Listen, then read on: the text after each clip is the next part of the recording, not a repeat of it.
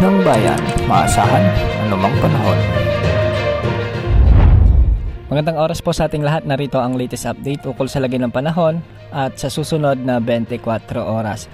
Lumakas pa bilang typhoon category ang dating si Bagyong si Enting na may international name na Yagi. Huli itong namatan ng Pag-asa sa layong 450 kilometers west-northwest ng Lawag City, Ilocos Norte. Taglay pa rin ang lakas ng hangin na maabot sa 140 kilometers per hour at pagbugsong maabot sa 170 kilometers per hour. Kumikilos pa rin ito ng west-northwest ng mabagal.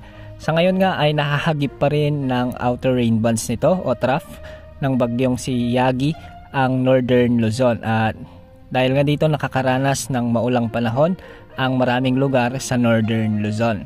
Dahil nga sa trough at extension ni Typhoon Yagi, asahan ang maulap na kalangitan na may mga kalat-kalat na pag-ulan sa bahagi ng Cordillera Administrative Region, Cagayan Valley, Ilocos Norte at Ilocos Sur.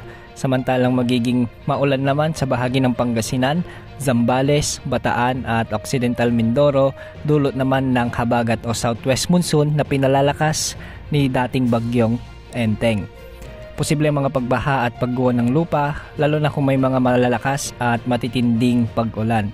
Samantala, asahan naman ang occasional rains o paminsan-minsan pagbugso ng ulan sa Metro Manila, La Union, Cavite, Batangas, Rizal, Laguna, Oriental Mindoro, Northern Palawan at ang nalalabing bahagi ng Central Luzon, dulot naman ng pinaiigting na southwest monsoon ni dating bagyong Enteng. Posible rin ang mga pagbaha at pagguho ng lupa. Samantala magiging maulap hanggang sa may mga kalat-kalat na pag-ulan at pagkidlat pagkulog naman ang aasahang panahon sa may Quezon Province, Marinduque at Romblon. Dulot pa rin ito ng umiiral na southwest monsoon o habagat. Ayon sa Pag-asa, patuloy na magpapaulan ang habagat hanggang sa mga susunod na araw, ngunit bahagyang hihina ang pagbuhos ng mga pag-ulan pagsapit ng Biyernes at weekend. Samantala sa nalalabing bahagi naman ng ating bansa, sa may Mindanao at nalalabing bahagi ng Visayas, asahan naman ang bahagyang maulap hanggang sa maulap na kalangitan na may mga isolated rain showers and thunderstorms, dulot ng mga localized thunderstorms. Posible pa rin ang pagguho ng lupa at mga landslide, lalo na kung may mga severe thunderstorms. Samantala, hindi lang isa, hindi lang dalawa at hindi lang tatlo, kundi 4 na potensyal na sama ng panahon ang patuloy na minomonitor ng Pag-asa sa ngayon. Ang unang minomonitor na potensyal na sama ng panahon ay posibleng mabuo sa hilagang silangan ng ating area of responsibility at mataas ang tsansa na mabuo ito bilang bagyo.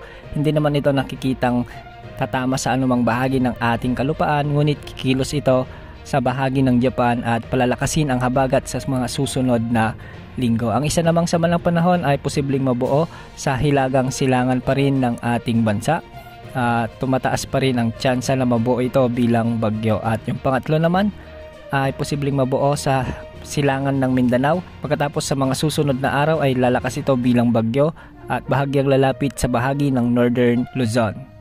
Posible itong pumasok ng ating area of responsibility sa mga susunod na linggo, kaya antabayanan ang mga susunod na updates ukol sa mga potensyal na sama ng panahon na ito dahil posible na namang hatakin ng mga ito ang habagat sa mga susunod na linggo. Yan ang update sa lagay ng panahon. Ito po ang weather update ng bayan, maasahan anumang panahon.